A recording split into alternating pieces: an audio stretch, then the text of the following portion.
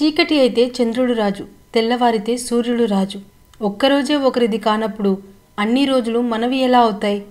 మనది కాని రోజు మౌనంగా ఉండాలి, మనదైన రోజు వినయంగా ఉండాలి. ఇదే మరి జీవితం అంటే. మీకు ఏది అన్నం పెడుతుందో దానిని దైవంగా భావించండి. మీకు ఏది నీడనిస్తుందో దానిని కోవెలుగా భావించండి. మీకు ఏది మంచిని చేస్తుందో దానిని నిరంతరం స్మరణ చేయండి. మీరు అడుగు వేయకుండా అద్భుతాలు జరుగుతాయని ఆశపడకండి. అలుపు లేకుండా పోరాడితేనే అనుకున్నది చేయగలరని మర్చిపోకండి. మీకంటే లేని వారిని చూసి ఎగతాళిగా నవ్వుకోకండి. ఉన్నవారిని చూసి కుళ్ళుతో ఏడవకండి. ఎవరితోనూ ఏ విషయంలోనూ పోల్చుకోకండి. కుదిరితే కావలసినంత సంపాదించుకోండి, లేకుంటే ఉన్నదానితో సంతోషంగా బ్రతకడం అలవాటు చేసుకోండి. గ్యారంటీ వారంటీ లేని లైఫ్ని పనికిమాలిన విషయాల గురించి బాధపడుతూ వేస్ట్ చేసుకోకండి.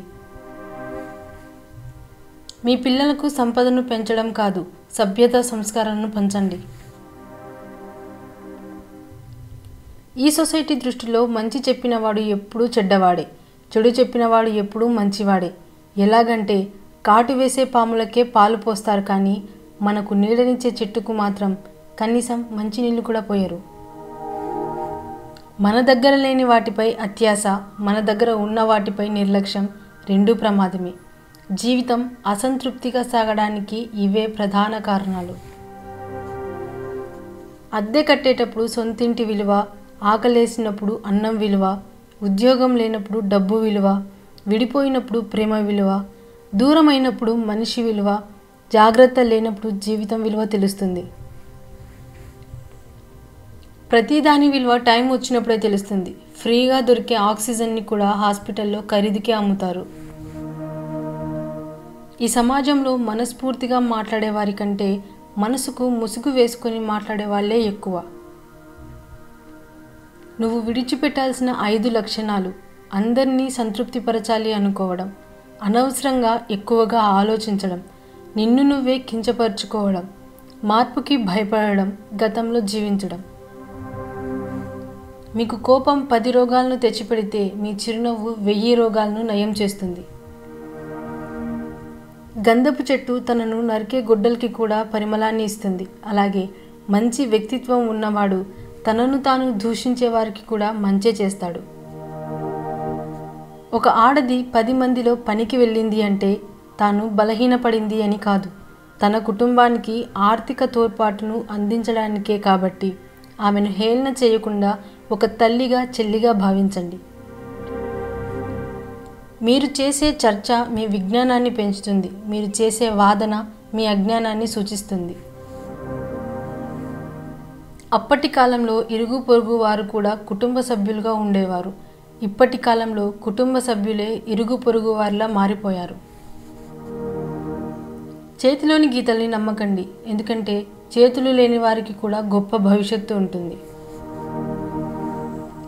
లోపాలు, లోటుపాట్లు అందరికీ ఉంటాయి. వాటిని అధిగమించిన వారే విజయానికి అర్హులవుతారు.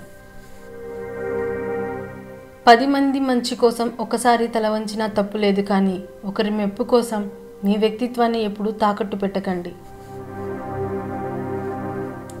రాపిడి లేనిదే వజ్రం ప్రకాశించదు, అలాగే కష్టాలు లేనిదే మనిషికి పరిపూర్ణత రాదు.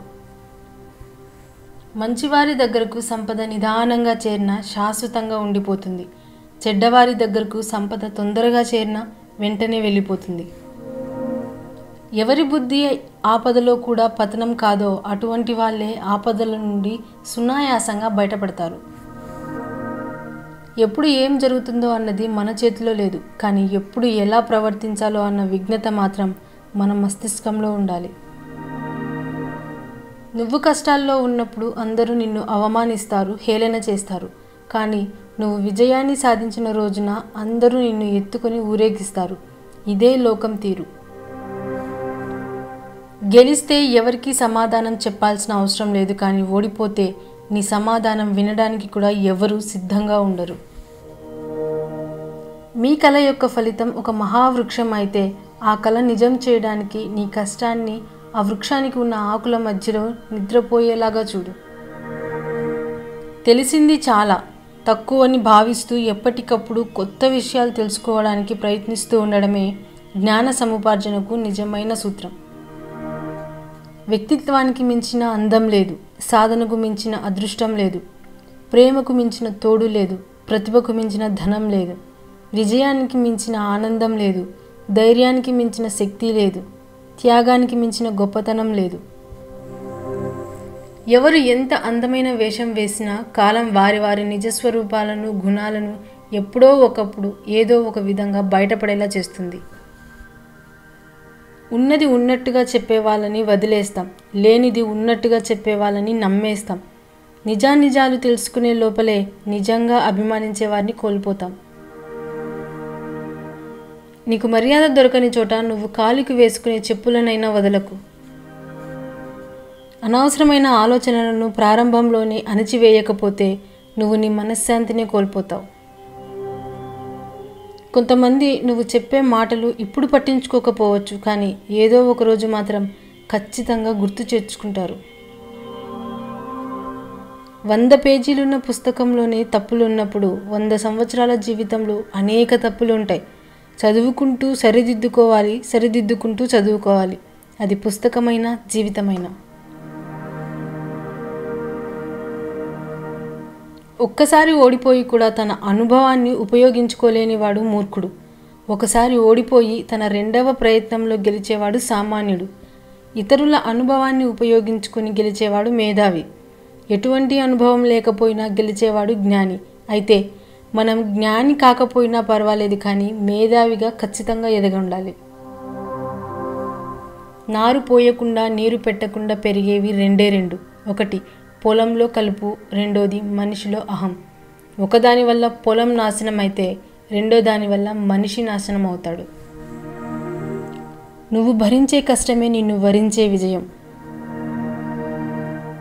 డబ్బులు ఉన్నన్ని రోజులు కొందరికి కళ్ళు నెత్తి మీదనే ఉంటాయి. అప్పుడు మనం వాళ్ళ కళ్ళకి కనిపించం కూడా. కోపంతో సహవాసం చేసేవాడికి కొత్త శత్రువులు అవసరం లేదు. జ్ఞానం కలిగిన వాడికి సంపదలతో పని లేదు.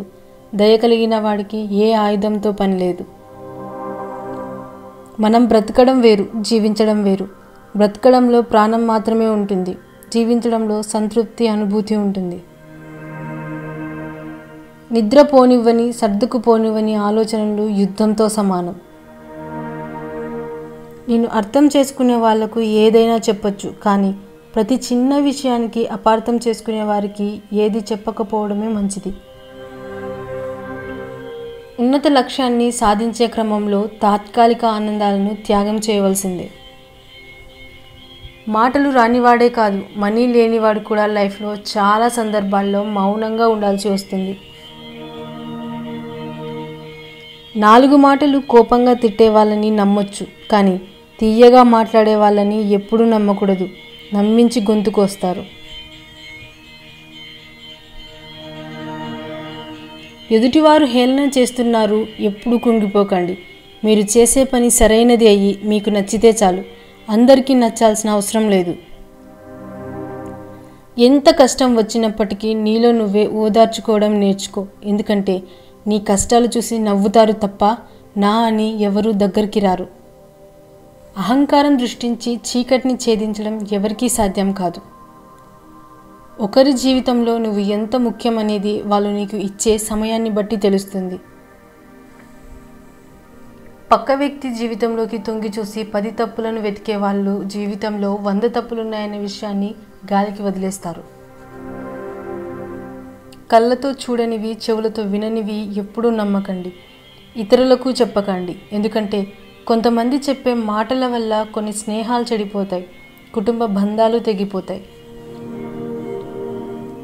విజయం కలిగిందని విర్రవీగకండి, అపజయం కలిగిందని నిరాశపడకండి. ఎందుకంటే విజయం అంతం కాదు, అపజయం చివరి మెట్టు కాదు. లేని వాళ్లకు ఆర్థిక బాధలు, ఉన్న వాళ్లకు శారీరక బాధలు, ఉండి లేని వాళ్ళకి మానసిక బాధలు. ఇలా ప్రతి మనిషి ఏదో ఒక బాధపడుతున్నవారే. ఒక్కసారి కింద పడి చూడండి, మిమ్మల్ని లేపడానికి ఒక్క చెయ్యి కూడా రాదు. ఒకసారి పైకి ఎగిరి చూడండి, మిమ్మల్ని వెనక్కి లాగడానికి 1000 చేతులు ముందుకు వస్తాయి. నమ్మకం లేని ఫ్రెండ్షిప్, విలువ ఇవ్వని రిలేషన్, అర్థం చేసుకోలేని ప్రేమ ఉన్నా లేనట్టే. గెలుస్తానన్న నమ్మకం లేనివాడు, ఓడిపోతానేమోనన్న అనుమానం ఉన్నవాడు తప్పక పరాజయం పాలవుతాడు. అందుకే మీరు చేస్తున్న పనిపై నమ్మకం ఉంచండి, తప్పక విజయం సాధిస్తారు. మీ వెనుక ఏముంది, మీ ముందేముంది అనేది మీకు అనవసరం. మీలో ఏముంది అనేది మాత్రమే ముఖ్యం. దారిలో అడ్డు వస్తే ఆపాల్సింది ప్రయాణం కాదు, నడిచే పద్ధతిని. చేసే పనిలో అడ్డంకులు వస్తే ఆపాల్సింది పని కాదు, ప్రయత్నించే విధానాన్ని. నేను చేయగలను అనే నమ్మకం నీకు ఉంటే ఎలా చేయాలి అనే మార్గం అదే కనిపిస్తుంది. వద్దు అనుకుంటే నిమిషం కూడా ఆలోచించకు, కావాలనుకుంటే క్షణం కూడా వృధా చేయకు. మార్పు మనం అనుకున్నంత తేలికైతే కాదు, అలా అని అసాధ్యం కూడా కాదు. లక్ష్యం ఉన్నవాడు గడ్డి పరకను కూడా బ్రహ్మాస్త్రంగా వాడుకుంటాడు.